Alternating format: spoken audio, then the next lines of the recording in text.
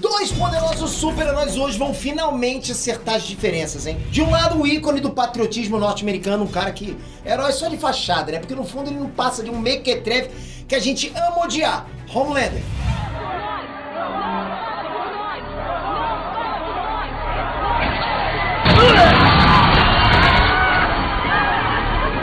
Do outro lado, o maior ícone da DC Comics, o principal pilar da Liga da Justiça e o maior ícone, digamos assim, o maior símbolo do heroísmo de todos os tempos, Superman. You won't let me live. You won't let me die. Tell me. Do you bleed? Bem-vindos à Batalha Mortal.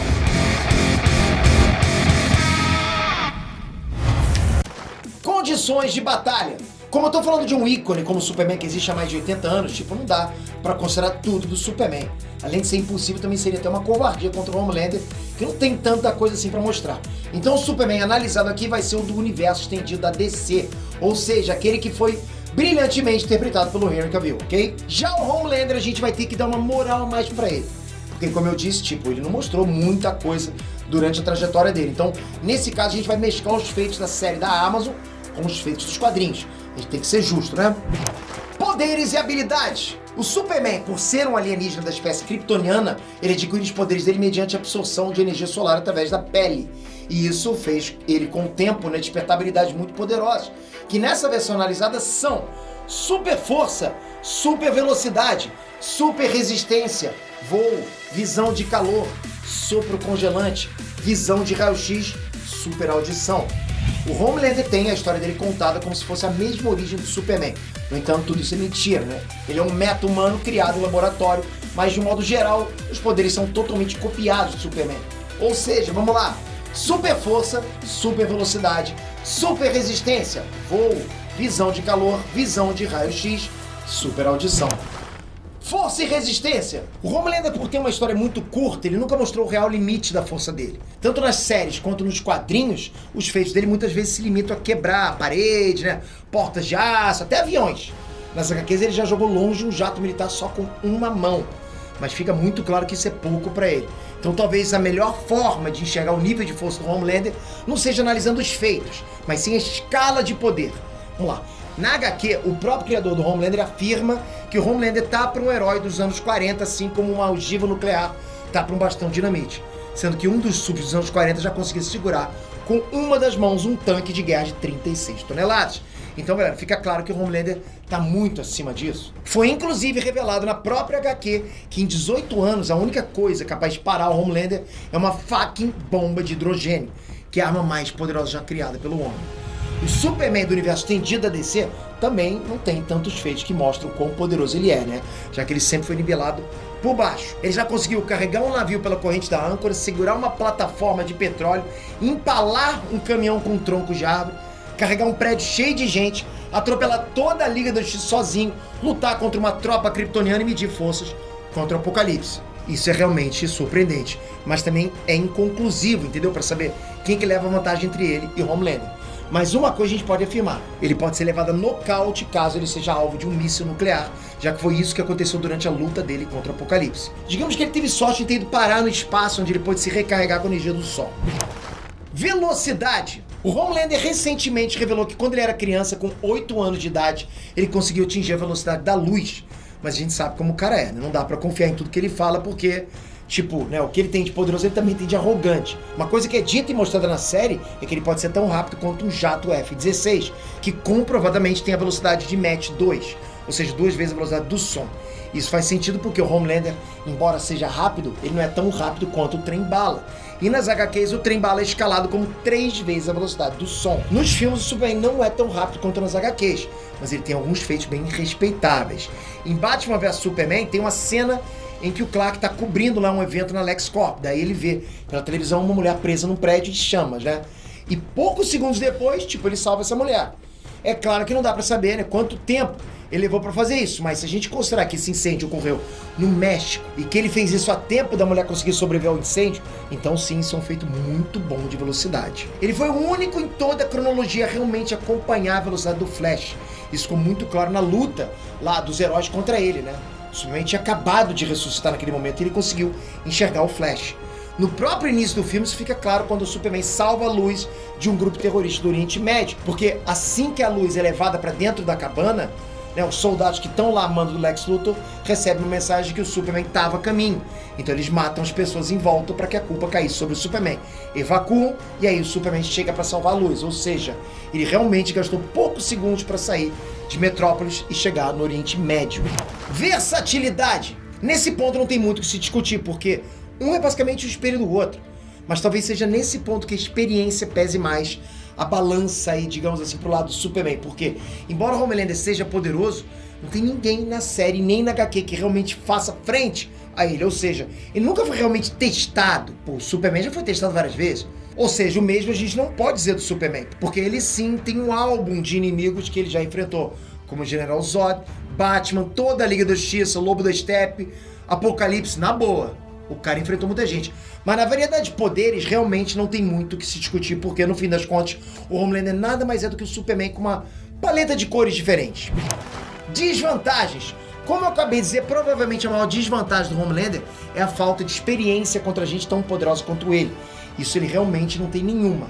E não é por má vontade, é porque realmente no universo de The Boys não existe ninguém tão poderoso quanto o Homelander. Enquanto a maior desvantagem do Superman acaba sendo a origem dos poderes dele, o Sol.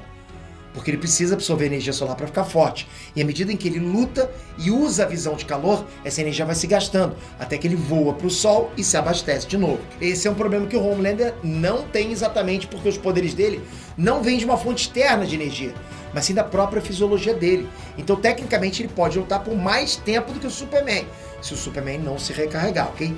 Tecnicamente, não estou dizendo que vai acontecer. Será que a cópia pode superar o original? Ou será que o líder da Liga da Justiça vai manter o reinado? Bora ver isso, porque o vencedor da Batalha Mortal de hoje é...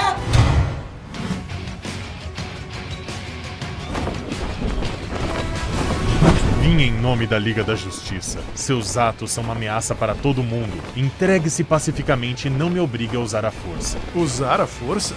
Pois é isso mesmo que eu quero.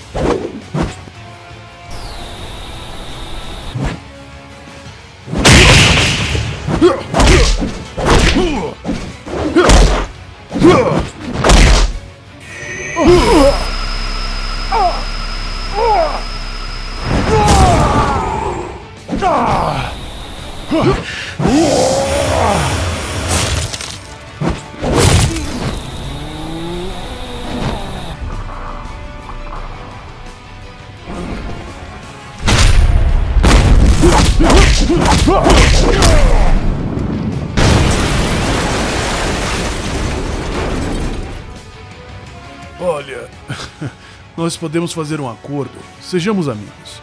O mundo precisa de você. Mas não de você.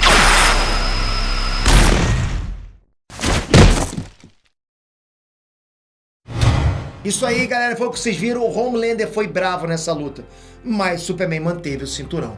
Como eu mostrei, mesmo que a gente nivelasse a velocidade do Homelander, a velocidade do trem-bala, que por sinal até é um exagero, porque ele não é tão rápido quanto o trem-bala, ainda assim ele seria inferior à velocidade do Superman.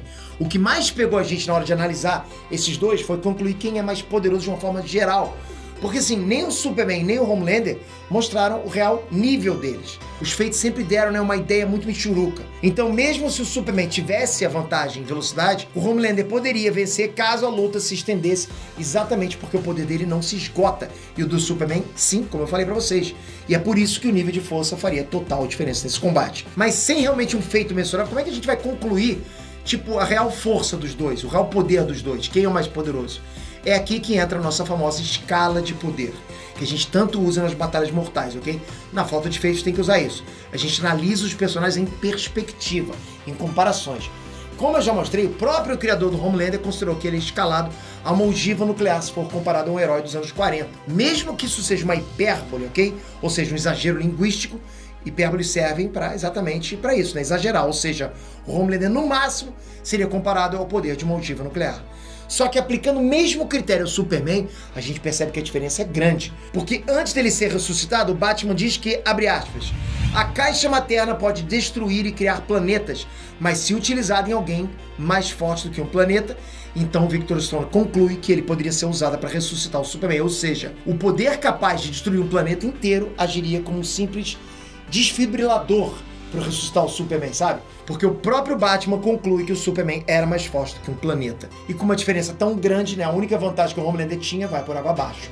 Até porque, embora o Superman precise se recarregar no Sol, voar até o Sol, galera, não é nenhum problema para alguém tão rápido quanto ele. É claro que, sendo um tremendo mau caráter e mequetrefe, o Homelander poderia criar algumas distrações pro Superman atacando a cidade, né? Sei lá, atacando as pessoas que o Superman gosta. Era até possível que ele fizesse isso, mas o General Zod fez exatamente isso. Isso não impediu o Superman de torcer o pescoço dele, ou seja, mesmo assim, o Homelander acabaria perdendo a luta. E é por essa série de detalhes que eu digo que o vencedor da Batalha Mortal é o Superman.